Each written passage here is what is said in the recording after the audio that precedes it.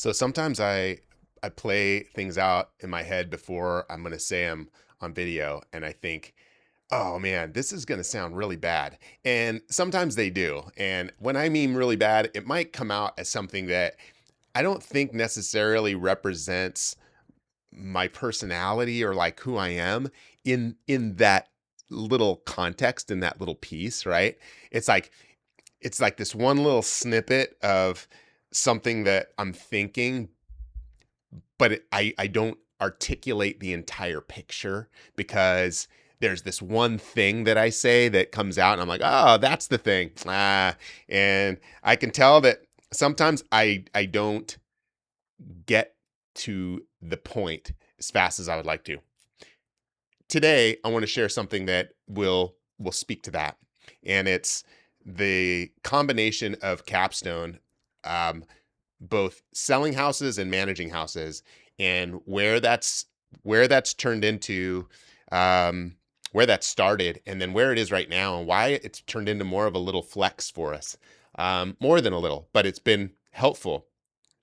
So, looking back on the history of Capstone, our pedigree has always been in sales. We were doing home sales, and where I got my start was, as I built a team and had agents during the crash. We basically, Evan started with me 2008, and we sold houses. We did do management early on, though, too. In 2008, when Evan started, she jumped right into the management piece because she loved it. It was fun. We had very few houses, and it was something that we could offer as an ancillary service because the sales was our bread and butter. That's where we were strong. That's where we made money.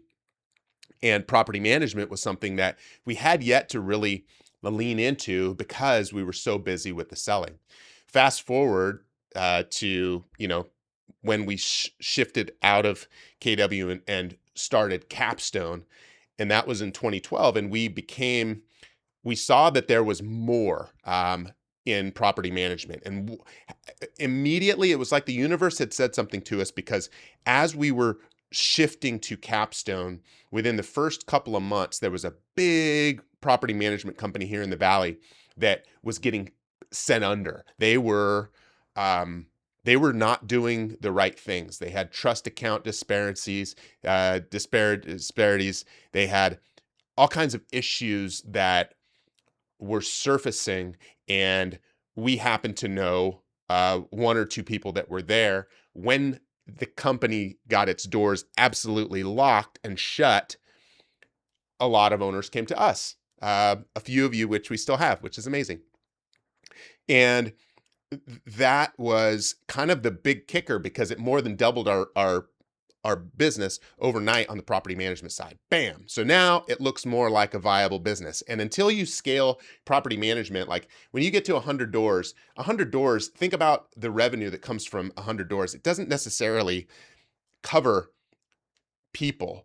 It might cover an owner operator and maybe give a little bit extra to somebody else that can do some run in here or there. But it doesn't support a structure of scaling a business because there's just not enough money there. There's just not enough. So you have to scale it. And in property management, you have these different glass ceilings that you hit.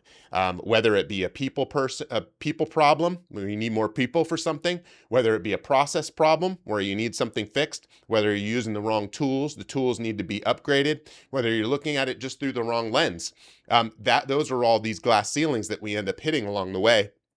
And we've hit numerous. And the last one that we hit prior to the size that we're at now was probably in that 350 to 400 door range, right? And it was about 350 doors. We were there in 2022. And the sales market has been charging up until 2022 when property management decided to take over. And intentionally, we had thought about property management significantly more in the years leading up into COVID, then out of COVID. And then it was like, oh my gosh, like again, the universe is telling us something. And at that point, that was when we had to make that shift and ensure that property management was um, really, I don't want to say the the thing we have to be thinking about. However, the sales process and cycles, not a lot has changed in real estate sales in the last 5 years, right? The technology is changing a little bit. The tools we're using, little bit. But for the most part, the thing that keeps real estate agents good in real estate is doing deals, right? When agents aren't doing deals, it doesn't matter how good you are, the market will move past you and you will miss out, right? And that's something that has benefited us at Capstone. I've been thinking about this a lot lately because I had a conversation with an owner, and in that conversation, I know that for us, I can be super transparent with you and honest with you because I don't need your house to sell to cover and pay my bills like I would have as a traditional agent. I don't need that. That's not what we need here anymore. What I need is for you to recognize that the value proposition in Capstone is that we can be thinking of all these different pieces. And I'll shoot you straight. I'll tell you oftentimes what you don't want to hear because I've got to get you the best information. I trust that you trust that I'm going to get that information to you. Hence, our team is going to as well. Transparency for me here is the one of the most important things because if you know that I'm suggesting that you do a price drop, it's not because I need to make commission off of your property, right? And yes, of course, we all work for money, but the the idea of us now being able to be really leaning into these hard conversations with our owners, I love. Those are the conversations I want people to have with me. With my real estate, as I was going through the process, I would have these conversations a lot with myself, right? However, it was very rare that somebody would challenge me on some sort of real estate idea or, um, you know, uh, anything real estate related that came with some sort of substance. There was one person, right? Now I look to him as the guy who kind of kicked off my real estate career in a way because he got me out of that stuck mindset of thinking that I had broken something. And realistically, I think now when we're bringing these values, when we're bringing this stuff to our owners, it's like the sales element is a great piece that we offer. We still crush it on the sale. I love the systems that we built for sales.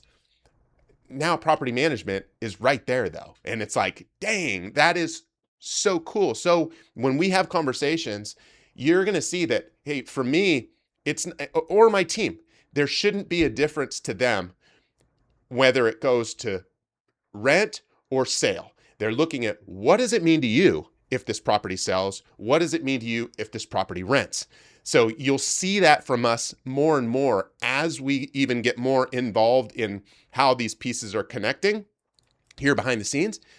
I mean, we've got a process from owners that are potentially thinking about selling. Now you have this form that you're going to fill out. It comes over to me. I have plenty of time to actually spend like looking at it, seeing all of that stuff before I even get you on the phone. So I'm not wasting any of your time, right?